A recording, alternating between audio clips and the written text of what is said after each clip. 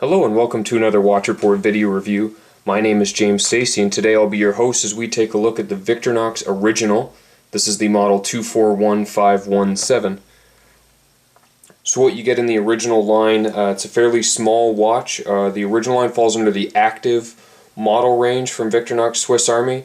We've reviewed a couple other watches from Victorinox and always come away very impressed by the quality, the styling, and their ability to put out new models to keep up with trends, so that if you're looking for a new look, this is probably one of the places to go to see kind of the new styles that are available or what you should find. They also carry a fairly wide range of styles, so Victorinox is a pretty good idea, and this is no different. So this is the all-black model again. It's the 241517, the Victorinox Original. It's a 40.5 millimeter case, 9.5 millimeters tall. Uses an aluminum bezel here. The actual case material is a nylon fiber, has a stainless steel case back. It's exceedingly light. It has kind of like a porous, really high grade plastic feel. It's not plastic, it is a nylon structure of some sort. I'll give you a macro view in a moment. So like I said, you get an aluminum bezel. It's a Swiss quartz movement. It's a simple movement. You can see it ticking there. It's a good hint that it's a quartz. It's a mineral crystal. The hour and minute hand are painted with kind of a stealth gray lume paint, which I'll show you again in a moment. It's 100 meter water resistant as the crown does not screw down, and it comes on this rather handsome and trendy black NATO strap with stainless steel hardware. So again, it's a nicely sized watch. This is right in my preferred range for a sport watch, is between 38 and maybe 42, 43 millimeters at the tops. This one is 40 and a half. I'll show a wrist shot in a moment. 9.5 millimeters tall. You do add about a millimeter with the NATO, as it's as you can see, it's a kind of a two-layer effect there. But it's a very thin watch, a very easy to wear watch, and oddly enough, for a small watch, it has a lot of wrist presence, which is something kind of unquantifiable in a watch, but this is the type of watch that I had people who, you know, they know that I'm into watches, they know that I have new watches occasionally, and they still took the time to actually ask about this one, and I had people really just enjoying the watch itself, as it's kind of an original looking style. It's a lot of fun, and being that this all black model kind of soaks up all the available light, and all that really ends up shining is the hands.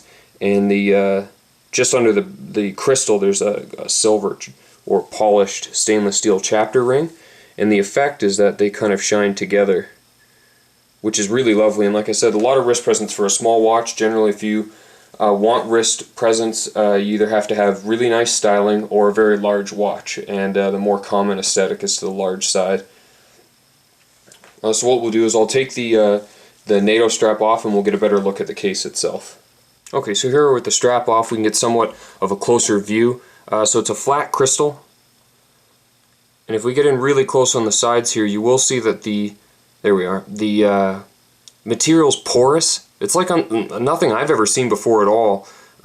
It's very, very light. It feels very strong, and with the exception of the blemish that came with the watch, it's a loaner from Victorinox, it doesn't seem to mark very easily. I mean, I wore it on my wrist for quite some time, and a little bit clumsy with these things, and it still looks great. It's a lovely watch. I really like the contrast of the two finishes, the nice kind of shinier finish, the matte shiny finish of the aluminum bezel, and this very much a rubberized look of the nylon fiber case. Your stainless steel case back with some of the information about the watch. You have your standard lugs. The other hint of a really nice style, and I'll get to the dial in a moment, is the fact that this suits a NATO very nicely, but I also wore it on a black gaiter strap, like a black simple strap, no contrast stitching, and it looked great there as well.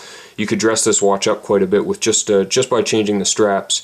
When we take a closer look at the dial itself, it is kind of a Panerai style sandwich dial, except it's not an authentic sandwich dial. The marker or the cutaway areas that you see are simply gray underneath. They're not illuminated as you would see in a Panerai or other models that use, say, a sandwich dial where the under disc is illuminated and then they have a cutaway disc on the top. That said, legibility when there's light to see is excellent. Like I said, the silver bordered hands, and they really catch the light very nicely, and I never at all found the watch hard to read even at a distance. At times it could be hard to be very precise when setting the time. As you see, there's no minute track, so you are kind of guessing if you're between the 5-minute scale.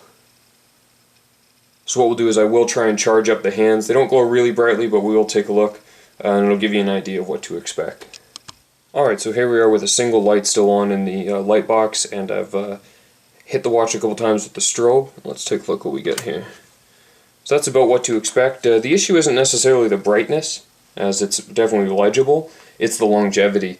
It doesn't last very long. You'll get a couple of hours, but what I found is that even when you're watching a movie, or I was out and needed to be able to read the time as you're angling the watch against the light to get a better idea of the polish on the hands. Much like you can see here, the hands really stand off the dial. Let's take a look at a wrist shot, and we'll go over some pros and cons. Here's the Victorinox original on wrist. Like I said, this is the all black model, so they come in a few different variations. This is by far my favorite. It's exceedingly light, looks very tough, feels very tough. It's a versatile style. We really like the aesthetic of the dial, the gray dial with these faint lines in its styling. I like the cutaway dial. It would have been nice if they had loomed the disc underneath to get a full loomed effect, but it just would have been an added bonus to what's already a very nice watch. It really is very comfortable. It's a stylish watch. We think it has that nice incorporation of a simple styling and military styling together, which is great. You can dress it up by changing the straps. This would look good on a bright tan strap, and I really enjoyed it on a black leather strap. For $300, it is a Swiss quartz, so you could get an automatic at this price point, but I think this is a great buy as you get an interesting case material, dependable movement. You're just going to have to replace the battery occasionally, and great styling, and it's a watch with some wrist presence at a very low price point. If there's any cons, it's the fact that it's not a real sandwich dial, which may or may not bother you, and the lume isn't amazing. I would say what it lacks in ability or longevity for nighttime viewing, it makes up for by having the silver hands, which you can simply turn against the light and see both the hands, and generally the second hand as well. So I didn't find the ability to read the time to be compromised, just its ability to really show you the time via the paint on the hands after a few hours. So our thanks to Victorinox for loaning us the original. This is the 241517 is the model number. You can find it on their site. They're retailing for $300, and at that price point you'd be lucky to find anything similar to it, and we think it's a great watch. It's very comfortable. It's an excellent size. Thanks very much for watching. Bye-bye.